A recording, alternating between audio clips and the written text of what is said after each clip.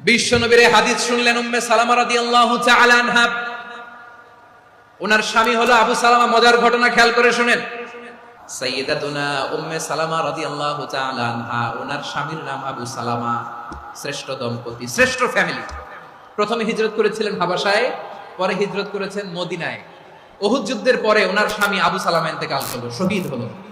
সুবহানাল্লাহ পড়েন। যখন আবু সালামা ইন্তেকাল করলো, উম্মে সালামা রাদিয়াল্লাহু তাআলা আনহা কেঁদে কেঁদে হায়রান। আর নবীর শিখানো বাণী অনুযায়ী তিনি বারবার পড়ছিলেন ইন্না লিল্লাহ। কি পড়ছিলেন? ইন্না লিল্লাহ।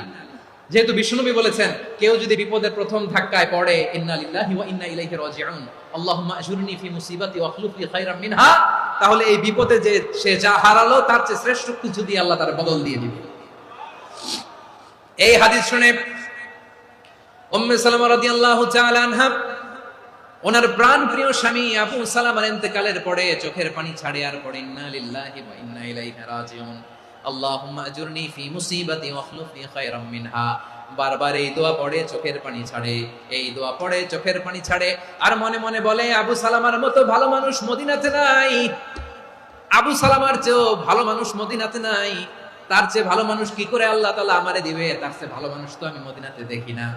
চোখের পানি দিয়ে বুক ভাসায় আর নবীর হাদিসের উপর আমল করে পড়ে ইন্না লিল্লাহি ওয়া ইন্না ইলাইহি রাজিউন, ইন্না লিল্লাহি ওয়া ইন্না ইলাইহি রাজিউন। পড়তে পড়তে চোখের পানি ছাড়ে আর চিন্তা করে বিশ্বনবী বললেন এই দোয়া পড়লে যেটা হারালাম তার চেয়ে ভালো কিছু দিয়ে আল্লাহ পুরস্কার দেয়। আবু সালামের চেয়ে ভালো মানুষ মদিনার মধ্যে আর কে হতে পারে? কি আজীব তামাশা, কি অবাক করা ঘটনা।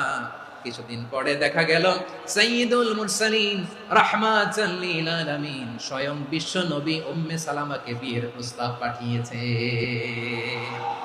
স্বয়ং বিশ্ব নবী উম্মে সালামা রাদিয়াল্লাহু তাআলা আনহাকে বিয়ের প্রস্তাব পাঠিয়েছেন। উনি রাজি হয়ে গেলেন, বিয়ে হয়ে গেল। উনি হয়ে গেলেন উম্মুল মুমিনিন, আমাদের মা, পুরো মুসলিম উম্মার মা। চিৎকার করে বলেন আল্লাহু আকবার।